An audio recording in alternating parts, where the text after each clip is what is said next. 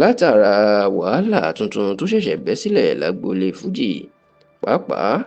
èyí tó ń ṣẹlẹ̀ láàrin gbajúgbajà olórin fújì ní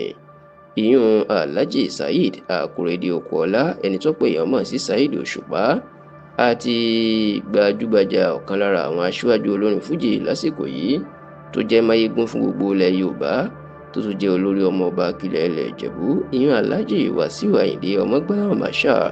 ẹni tó pè èèyàn mọ̀ sí K1 The Ultimate, ààrẹ ẹgbẹ́ onífújì lórílẹ̀‐èdè yìí,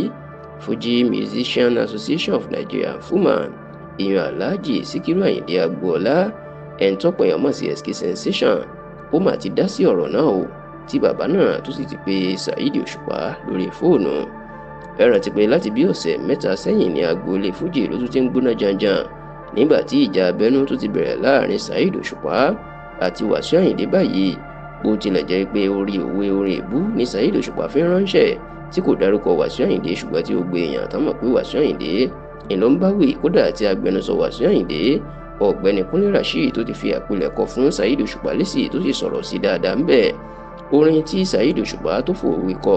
tó jẹ́ kó di mọ̀ pé bí ẹnìkan ṣe ń sọ pé fújì òun ó burú jáì, ó sì fẹ́ máa fi tàbùkù Alhaji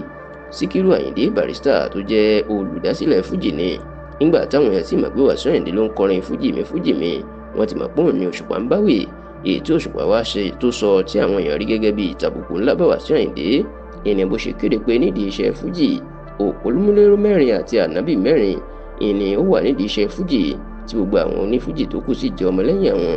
Ó dárúkọ àwọn òpómúléró ìyún ànábì 4 náà gẹ́gẹ́ bí òun: Alhaji Wasiu Alabi Ọdẹtọ́lá tó pè èèyàn mọ̀ sí Pasuma Wonder, Alhaji Abbas Akande tó pè èèyàn mọ̀ sí Obesere, àti olóògbé Síkírù Àyìndé Àgbàjìlọ́lá tó pè èèyàn mọ̀ sí Barrister tó jẹ́ olùdásílẹ̀ orin fújì fún rẹ̀.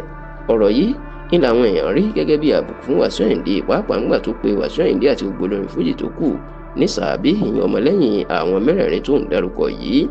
Ọ̀rọ̀ yìí inú sì ń já rìnrìn tó di pé ó ń di nǹkan lórí ẹ̀rọ ayélujára. Ṣá o, ààrẹ ẹgbẹ́ onífújì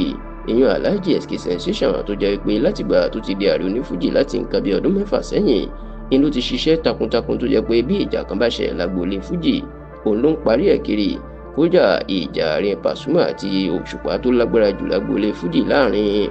30 ọdún sẹ́yìn, Alhaji SK Sensation ló parí ẹ̀. Bẹ́ẹ̀ ló tún parí oríṣiríṣi àwọn àjà míì. Nígbà tó ń bá tẹlifíṣàn Yorùbá tó sọ̀rọ̀ lọ́sẹ̀ tó kọjá, Alhaji SK Sensation jẹ́ ká di mímọ̀ fún wa pé kí àwọn èèyàn kan má ṣe sọ pé Wasiu Ayinde lòṣùpá ń báwí. Ó ní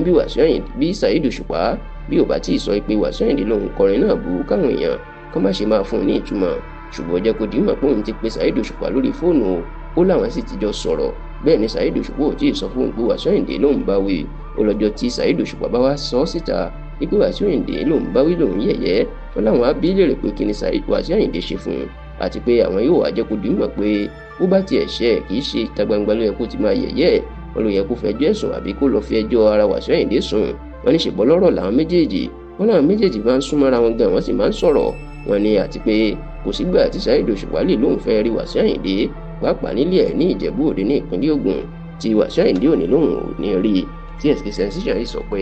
òun ti pe Saheed Òṣùpá lórí fóònù àti wípé kò síjà láàrin òun àti Wasiu Ayinde rárá àti rárá.